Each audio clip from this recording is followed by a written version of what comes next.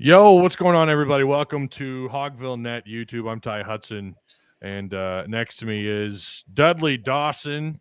We're gonna cover. We've got a few things to go over. Of course, we're gonna get you prepared for Arkansas and South Carolina, 11 o'clock kickoff this Saturday. Yay for 11 a.m. kickoffs. If you guys would, and I know some of you you're going to be piling in as we're going. If you have any questions or comments, leave them for us. We'll do the best that we can to getting to those. Dudley, how are you doing today? This fine Thursday afternoon. Well, I'm glad it's getting towards Saturday. It's been a long week, ready to get back and see some football. And our colleague and friend Otis Kirk is doing better, so we should see him back out here before too long. So, absolutely, everybody know that. Yeah, we've been trying to keep up with him. He's sounds like he's going to be back sooner than later with us, so that'll be good. All right, really quick, we're going to play this 30-second ad for our sponsor, Direct Service Overhead, and we'll be back on the other side to get this thing started. At Direct Service Garage Doors, we are your one-stop shop for all things garage door. From garage door repair and broken spring replacement to new garage doors and openers, we do it all. We're proud to be among the highest-rated local garage door companies in all of Central Arkansas. Our highly trained technicians are available 24 hours a day at no extra cost to you. So if you have an emergency, call us today, 501-244-3667, or visit our website at directserviceoverhead.com. Don't wait days. We'll fix it now. All right, there we go. Shout out to Direct Service Overhead Garage Door Company. They offer same-day services. They kind of do it all for you. You can give them a call today. If I had that number just pulled up, it was on the screen, but I have it typed out in front of me. I should know this because they've been a long-time sponsor of mine. Give them a call today at 501-244-3667. Again, that's 501-244-3667. All right, let's get this kicked off first. Dudley, this is in your backyard. We've got Arkansas baseball starting today. Some scrimmage. Yeah, looking forward to it. What do you have for us? Looking forward to it. They've had about a week and a half of practice. Now they're ready to start scrimmaging and let us in to see it. That starts at 3:30 this afternoon. Looking forward to it. That's obviously been one of the premier programs, not only on campus but in the nation. Lots of turnover. 28 new faces out of the 44 on the baseball team this year. So it's. Although I've talked to a lot of these guys during recruiting and stuff, looking forward to watching them actually out there in Arkansas uniform. What would you say? I know we're a long ways away. I mean, we got a long ways to go until baseball. It's that start of it all, just like with basketball coming up. Although basketball is obviously a little sooner.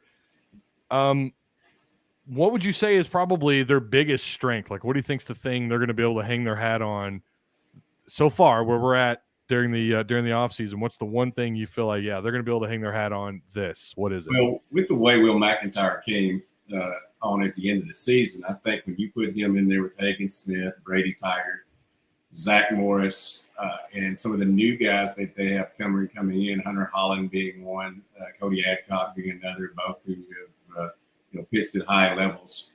I think pitching is going to be their strength. Now, I do think that when you lose basically 9 or 8 starters. You're bringing back Peyton Stovall. You're bringing back Brady Slavens too. So I guess it's 7, but 7 new starters. That's going to be an interesting thing. And Coach Van Horn talked about that yesterday. How they need to be able to get some idea during the fall before they start playing in February in Arlington, Texas. Who is going to be the guys? How versatile can they be? They sure look like that, but he wants to see them out there and see what they can do. Yeah, they're and so you mentioned those two pitchers, Hagen Smith and Will McIntyre. They're actually going to be the starters for each side today, right? Yep, and apparently there's going to be 10 to 12 pitchers going 1 inning each. So, well, that'll be fascinating to watch. 5 or 6 inning game. So it's 5 to 6 innings. Yeah, 5 to 6 inning scrimmage, and they'll have a new pitcher for each side both times. It looks like. All right, and you're going to be there, and you said it was open to the public. So yes. Again, if you guys are in Fayetteville, that's at 3:30.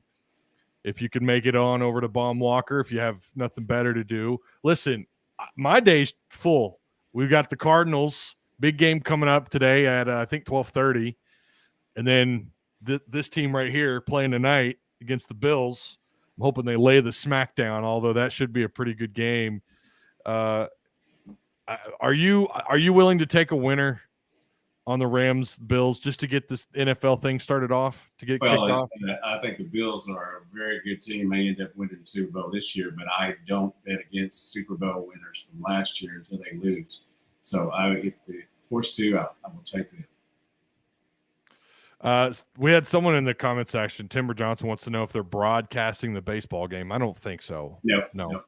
The only that they will have a fall classic on September 30th. That will be also open to the public, but they will. And you can bring in your own concessions, which I think they kind of do out in the bomb, as well. But the concessions won't be open. But you can do that. But other than that, no broadcast other than what we will put on the Hogville during the scrimmage and after the scrimmage. And you guys, again, hogville.net, you can get all that content for free. As we love to remind you here, everything is free on hogville.net. Go on over there if you haven't already, create an account, get in on the boards. If you are over on the message boards, do me a favor and post the link. Post the YouTube link over there so people can find it. It's kind of hard to do that while I'm live and sharing an active link to YouTube. Unfortunately, I'm unable to do that until I'm actually live. So if someone's on hogville.net, if you could create that post, that would be great. But also feel free to like, share, subscribe, and all that good stuff. And Dudley's going to have you covered on baseball this year. He's there's a lot of guys that do this stuff, and there's very few that do it well. And Dudley is absolutely in that category of the guys that do this well. He's also helping out. We're doing football. You and I were at the game last weekend against Cincinnati. A lot of things to work on, but one guy that stood out who is going to he got an award. Trey Knox is going to be he's named the John Mackey Award tight end of the week after recording 6 catches, 75 yards. I think we saw that, very well deserving for Trey Knox to pick that award up. Yeah, what a meteoric rise for the young man, going from a 215-pound wide receiver who had a decent freshman year, but then kind of disappeared.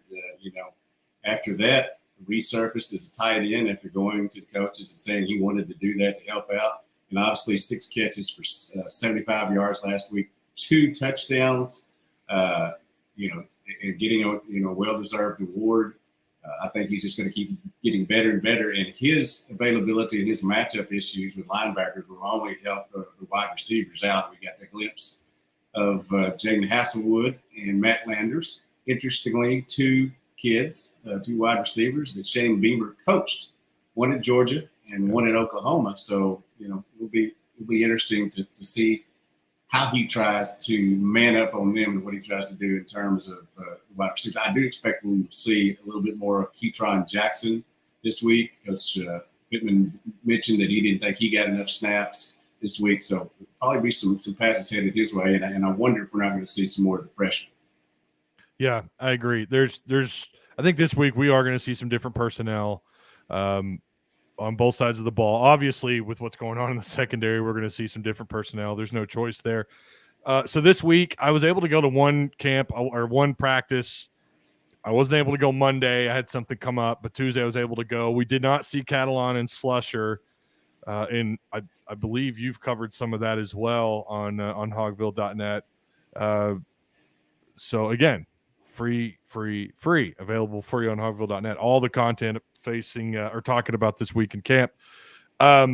We can speculate all we want to, but there's been no official word. I do feel pretty safe in saying they're not going to be out there this weekend. I'm kind of looking at Texas A&M. We'll see, if both of them are back by that point or not. If they're not, then there's a big issue. So right now it is all speculation. We have no idea, especially with Catalan. I've heard everything from collarbone to broken hand or wrist, concussion protocol, and this is just how Sam Pittman kind of operates. And look, I don't blame him. You're not going to come out and say what's going on, and you don't want to give the other team any kind of advantage, right? I mean, Cincinnati did the same thing with their quarterbacks. We had no idea until I think it was that morning. I think is when we found out when they announced their starter. So if it's a season-ending injury, I think that the kids these days that use Twitter and social media would say, a minor setback for a major comeback, all those things that they put out there. So that's kind of gotten me thinking that maybe it's not going to be a long-term season injury for both. But we'll see. It's locked down pretty good over there. Like I said, we can speculate all we want to. We saw the plays happen. We saw Catalan celebrating over there, on the sidelines when Arkansas made good plays after he was out. And we also saw Slusher walk to the locker room, obviously in a lot of pain. So I know everybody wants to know for sure. And the moment we do, we'll get it out there. But again, we don't traffic in rumors. We try to bring you what we officially know and won't just throw something out there just to get clicks and likes. Nope. No, we won't do that. And I didn't do it. We didn't do it in the post game. We didn't do it. I didn't do it on my show yesterday. Not going to do it. There's all kinds of stuff out there. Just know that those are right now. They're just rumors. And I am going to find out who's wearing number 1 in red in practice and being on the scout team. What was that about? That threw John and I off. Threw us for a loop, obviously, but we're going to find out who that young man is this weekend somehow. That was a decoy. Sam did that on purpose. It's just a decoy. Just some walk on. Yeah, we had no idea. John, our photographer, had no idea. And he said, I looked over and I said, "There's no way that's Catalan." And he goes, "I think that's Catalan." Of course, he's on the opposite side of the field. Wasn't him. So, yeah, we're gonna have to figure out who that was. Are we going to open up? Are we going to open up more this week? Is what Anthony White wants to know against South Carolina. Dudley, what do you think? Are they going to try and throw the ball downfield, stretch the field out a little bit? Absolutely. I think they are. Coach Pittman has mentioned that some this week. KJ did in his post game a little bit as well. They had some shots called downfield, but KJ decided to throw it under or tuck it and run. Yeah. They plan on doing that some more this week, trying to get the ball down the field. Obviously, they've got wide receivers that they think can stretch the field. They did not, and it's tough sometimes for some folks to understand, they did not throw the kitchen sink at Cincinnati because they didn't have to. They ran a very contained offense. It had a few flashes with Hornsby going left and right and moving all around, catching one pass, which he was going to throw and ended up turning into a 13-yard run, which the double passes at Arkansas here lately have not worked as well. I think that was a tremendous decision to take it down and go. Yeah. But I do think they're going to open it up a little bit more this week. And, unless something happens, it sure looks like Dominique Johnson is primed to get out there and get some carries this week. And at 6'1", 247, he will help the inside running game even more. Yeah, and something to consider, these guys gave up 200 yards last week to Georgia. They didn't win the ball game because of their offense, because of their defense. They won the ball game because of the 21 points they scored off of special teams. They were trailing Georgia State 14-12 early in the third quarter before all that went down. Yeah, and to think, and we saw Dominic. I mean, he was right in front of me. He looks I don't know that I would say he looks polished, but to be fair, I've never been to a practice where he wasn't coming out of an injury, right? I mean, this is my first exposure to seeing Dominic Johnson without a green jersey on and actually participating. So I don't know how to compare what he looked like this year through camp and through, yesterday, this week during game prep. As you know, from being at practice and being at games, there's a whole different thing. It's studying, not tackling. That's what he's going to have to get used to. I think they did a little bit more of that this week to try to see whether he can get going. It's going to, it's been very clear that Sam Pittman and his coaches are ready to play him. It's simply up to Dominic now if he feels confident enough to go out there and play. Yeah, I agree. I hope he's ready to go. And here's the thing too. If he doesn't get the bulk of the carries, I feel like Rocket Sanders is going to be just fine. AJ Green's going to be just fine. I wouldn't mind seeing more Dubinion. I think that's going to happen. 3 touches last week, all went very successful. So I think whether Johnson is there or not this week, you're going to see some more touches in place for Rashad Dominion. Yeah, that's only a good thing. That's only a positive. I really like that kid. I liked him in camp. I liked him what little I saw of him last week. I liked him because he would call back during recruiting. There you go. Yeah. He's certainly looking the part, even though he's only been in just a little bit. He's only we're going to see a lot more of Dominion from here on out. And again, a lot of competition back there. We still haven't even talked about James Joyner. We haven't even talked about Joyner, who's, I don't know if he'll make his way up or not, but I wouldn't mind seeing him as well. I know Otis Kirk was really high on him. Again, make sure you guys, if you have any questions, any comments, we will get to them. Brian Music says Dominion brings that shifty run style. I think you're right. Kevin McPherson. Say what? Very Sanders-ish. Yeah, that's very true. He's going to be fun to watch as he grows in this offense. So going back to this Arkansas South Carolina game, Dudley, just give me two things you want to see Arkansas, and it's probably an obvious question, but just for folks that are maybe on the outside looking in a little bit, what are two things you want to see them improve on the most from week 1 into week 2? Well, the number one thing I think I don't want to see, and the fans don't want to see, and I know the coaches don't want to see, is any blocked punts. When a team blocked 2 for touchdowns last week, that should be a major focus. And as we know, even though special teams have improved here at Arkansas over the last 2 years, that's been an issue both years. And that's got it. There was a few times that they got close to Max Olson last week, and Fletcher, excuse me. And you just can't have that, or that's going to turn games. That's what it did for South Carolina. I would say that I would like to see a little bit more push from an experienced offensive line. I thought that, as we talked about on the postgame show, I don't want to say mediocre, but I think it was just a workmanlike performance. They didn't really push Cincinnati around the field. Now, that may be because Cincinnati's really good on defense. That may be because the offense didn't have a good enough game. We'll see. But I think that's the number one thing I want to see. Second thing would be the secondary. Obviously, you had some guys come in that had college experience, Power 5 experience, big-time games in Dwight McLaughlin and Latavius Brennan. Both of them had their moments during the game, but also got beat, took fakes, didn't play as well as we know they can from what we've seen in the past.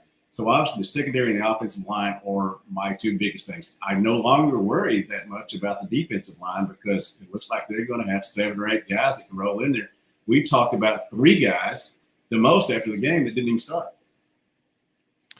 Yeah, and Jackson and Jordan Dominique, or Dominique Jordan, as Coach calls him every once in a while. Yeah.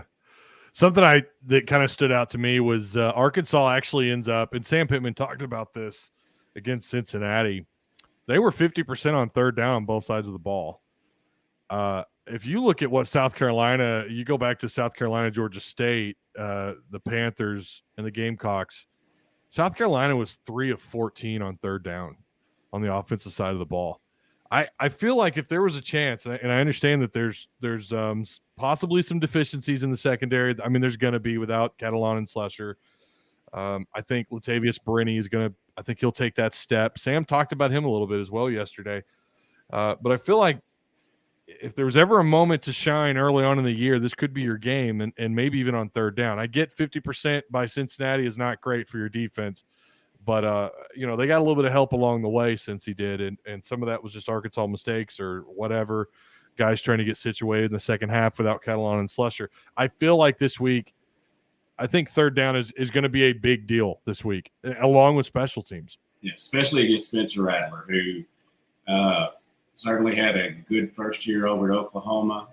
He didn't handle adversity very well. Left that program to go to South Carolina, and they were very excited to get him, as well they should be. I don't worry about him talent-wise. I do worry about what's going through his head sometimes, whether he's thinking about his next TikTok or something like that. And I do think if you can get in his head and rattle him early on, it will. He's proven that as long as things are going great, so is he. But if you put a little pressure on him, to get in his head a little bit, and that's what Arkansas will need to do on third down with that defensive line. And I think that's another thing. I think Drew Sanders will be coming off that edge more this week as well. So, looking forward to seeing that as well. Get into Spencer Rattler's head. It's proven it can be done.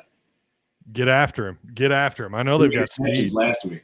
So, yeah, they've got some speed on defense. I think Sanders is a part of that.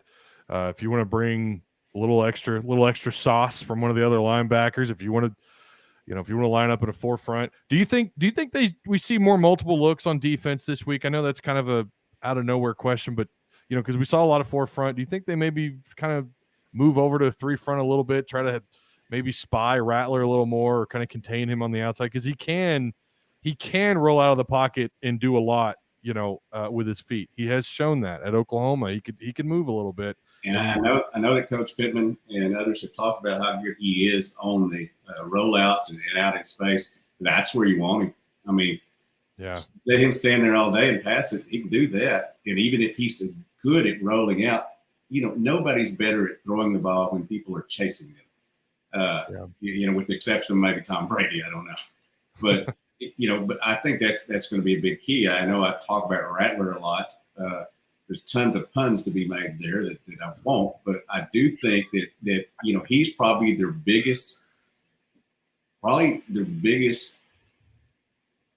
worry for both coaches. It's true. Yeah, I mean, I'm pretty sure both his picks happened out of the pocket. I know for a fact one of them did. It was just a bad decision out of the pocket. And they also, on offense, they're a little funky. They'll run with an empty set. They'll go with a trips left, a four wide. They have this tight end who could do a little bit of everything. Bell lines up in the backfield, lines up out wide, lines up in line, and they move him around. He's a big dude, and they try to get him in matchups. And he's about as big as Arkansas's quarterback. He's a big dude. Yeah, I think he's 6'4", maybe 240, 245. I mean, it's almost like the exact same frame. I looked him up at a high school. They had him listed at like 6'2", 210 or something, and he ran a 4.6 40. He looks quicker. He looks bigger, and he looks a little quicker than he did out of high school, kind of watching him. Nutrition, man. These nutrition programs they have. Telling you, it's next level. That's what they do now at these schools. It's just next level. And Arkansas, of course, is known, especially thanks to a certain donor. They absolutely have one of the best in the country. But South Carolina, they've done their work. And this kid keep an eye on him. I think it's number 0. I think is Bell's number. Keep an eye on him. He didn't have a fabulous game for them, but then again, nobody did for South Carolina on the offensive side of the ball. By the way, on that point, 0 for Arkansas is Nico Davalier. I think we'll see more of him this week as well. And I think you agree with me. I don't know when they started letting people have 2 1s and 3 3s and 4 4s and all that. But Arkansas got a penalty last week because they had 2 of the same number on the field. That's one of the things that can happen during the games, but it's tough these days. Yeah, it is. Yeah, and it's a headache for people who, especially when you're subbing in these guys that don't normally wear number 1. Jalen Catalon's infamous doppelganger as far as his jersey. I still don't know who the heck that was. I never got a confirmation, but like you said earlier, we'll find out. We have a question about recruiting. I'm not sure if you know the answer to this, but I'll ask it anyways, or I'll show it on the screen. Anthony White wants to know, are there any recruits visiting this weekend? I thought there was for basketball. Yeah, no, that's next week. I mean, officially, nobody's visiting officially, but they are going to have several unofficial guests. I'm going to be writing a story about that a little bit later between this and the baseball game. They will have a lot of people here. Now, it is disappointing. 11 a.m. game for recruits. It is disappointing because they're not able to get as many as they would like in here, especially from other states, even from Central Arkansas and South Arkansas at times, because there's just not a time to get up here in time for the game, and play a game on Friday night. They did have a young man here, one of their 23 commits, Davion Dozier, last week on his official visit. He had a great time, called the atmosphere great. I've never really been talked to any recruits who didn't think the atmosphere was great, which is interesting, even when they had 30,000 at games and were losing and all that. But I do think he's genuinely a fantastic athlete. His coach was comparing him to Treylon Burks. That's a double-edged sword there. He might be that big, but that young man has accomplished a lot, and I feel like he's about to turn Nashville on its head because they've all already talking about how maybe he wasn't the right pick. He's a gamer. He'll get out there and do it when the time comes. So there you go, Anthony. There's the answer to your question, sir. The list will be up later this afternoon on the site. You will have it on Hogville. Mm-hmm. Awesome, possum. Yeah. So I'm a lot to look forward to with this game. Don't like the 11 a.m. kickoff. I've heard people try to argue that this is now the new time slot where you can make some money for these deals. I don't really understand that, but for the universities, for the schools involved, I guess the 11 a.m. kickoff is becoming a little bit more profitable for these. There are 6 of them this week in the SEC. Six SEC games are at 11 a.m. because of the different formats that ESPN has available. ABC. I'm about to do our picks here later, and was noticing that it is a new in vogue time. Whether it's successful, we'll see. I know a lot of fans, a lot of players, and all that would rather have it later in the day. But TV networks, they give out the money and they say when you play. Listen, I don't know, man. Just give me. I think what's weird is I'm excited for this because it is South Carolina. It is an SEC matchup. But there's something inside of me that is so much more excited about the Petrino coming into town. I know that's a little ways away. I'm just so excited to see all the neck braces in the stadium. Fans walking up Razorback Road wearing the neck braces. They're going to be everywhere. That's going to be. I'm pretty excited for that. And the atmosphere is, I think, going to be pretty wild, even though it's who it is coming in. Surely some of the young ladies that attend the game with them will have a blonde wig or something. That's just waiting there to happen. Oh man! I just wonder how much he's going to talk to us. I got a chance to watch him and his team play against UCA last Thursday night. Watch some of that. I've always been a fan of what they're doing down in Conway. Yeah. But it was 0-0 going into the fourth, and then all the scoring happened. Jordan Jones, in his 7th year. God. 7th year is playing at Missouri State this year, and Hunter Wood, who obviously was at Harbor, is another young man that's playing for him. Looking forward to seeing both those guys. I think Jordan's getting pretty close to my age now.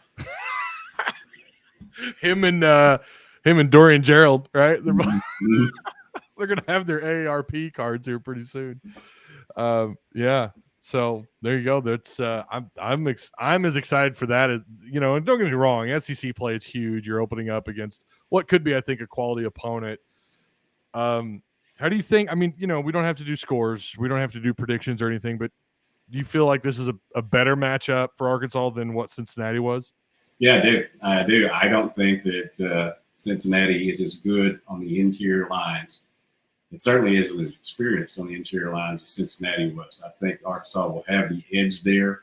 I'm certainly not going to say Arkansas has the edge in special teams because of what we saw last week, and because Shane Beamer's dad, Frank Beamer, was known for his special teams, and so I think that's going, probably be an edge to South Carolina. Arkansas cannot fail in the special teams. They don't have to succeed too much, but they can't fail. 2 years ago, they averaged they only returned punts for 28 yards. It was a punt catching team, not a punt returning team. I think Bryce Stevens will get the chance to break some this year, so I think that's big. But I do think that Arkansas should and will win this ball game. We'll just see. I mean, that's why everybody shows up, every Saturday, sometimes Sunday, and sometimes Monday night when they went down to the final play, a special teams bust, and LSU was the one team out of 14 that didn't win. They had to spoil it for everybody. I think I picked them to win. You led this week, winning in picks 13-1. The rest of us were 12-2. What can I say?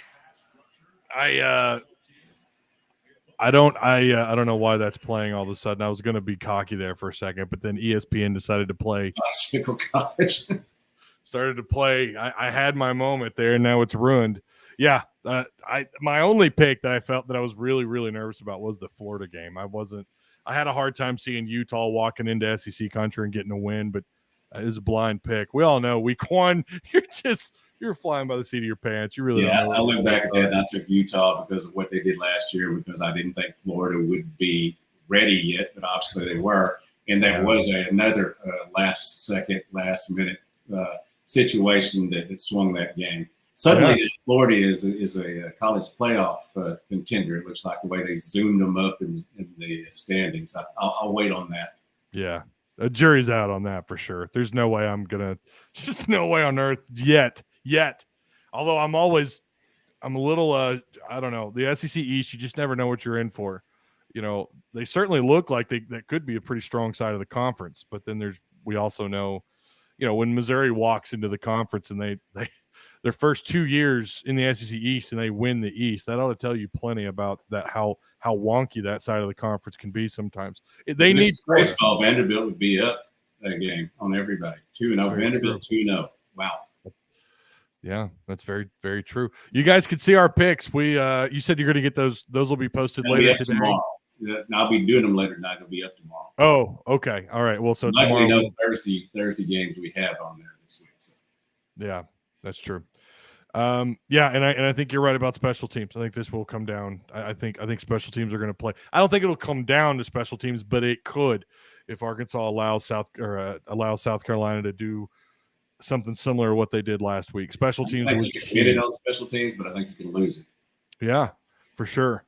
And I would love to see Bryce Stevens. I think he had one return last week for like 3 yards. I really want to see that become something that they can kind of rely on, where, hey, we're hovering around 8 or 9 yards of return, and maybe once every few returns you can bust one for 15, 20 yards. I would love to see that happen, because I'm, so often, whether it was last year before last, Arkansas on punt return would have to fair catch, somewhere around the 10 or 12. It happened Saturday. What am I talking about? I think it happened on Saturday. They had to fair catch inside the. And ended up, obviously the ball ending up rolling around down there. Arkansas made a great stand defensively when they fumbled on the 3-yard line. But I tell you one thing, maybe since Fletcher's whether he punts or Reed Bauer punts, maybe they'll have a better game. Fletcher's parents were there. His brother was on the sidelines. I'm sure he was a little nervous. We've seen him out in practice punt much better than that. I mean, booming punts. So I bet we see a little bit better effort from him this week. Yeah, 39 yards, I think it was, is what he averaged. Oh, better answer that. That's Lanny. That's Lanny telling us, don't forget to mention free. That's what that is. All right. Well, I think that's going to do it. I will give you guys my official pick tomorrow on Tuss Talk with Ty YouTube. Don't know the time on that just yet. Things are hectic in the Hudson household, but we do appreciate you guys. Remember, hogville.net. We have you covered, and it's free, as you guys are very well aware of. And make sure you subscribe here. Dudley's got you covered. I'm telling you, there's no one better. Dudley kills it. Otis, who will be back hopefully next week, full force. We'll be at full strength next week, getting you prepared for. He's wanting to come back right now. We're trying to hold him back and let him get more rest, which he needs to do. But he loves doing this job, wants to get back at it. But sometimes you got to slow down. Easier said than done. Telling him to hey, just relax. We got it. We've got it. Dudley and I are holding it down up in the press box. So, all right. Can we trade Fountain for Beamer? That's not fair. I think he's done. Listen, the turnaround has been impressive on special teams. Okay, they're still getting flags and they're still struggling a little bit, but overall, man, you gotta love what he's done with the kicking game, and I think their punt coverage is solid. So I don't know that that's entirely fair. I don't think South Carolina would make that trade, and especially Arkansas probably doesn't want to pay a special teams coordinator $3 million. No, hard pass on that. All right, guys, on behalf of Dudley Dawson and myself, by the way, that is Dudley Dawson, not E. Dawson. That's still another king. As long as nobody calls me F. Dudley Dawson, I think we'll be good. Not yet. Give it time. I've already had a few people come at me over here. So All right. We'll see you guys in the post game show. We will be here and looking forward to it. Until then, go to hogville.net. Check it out. It's all free. There we go.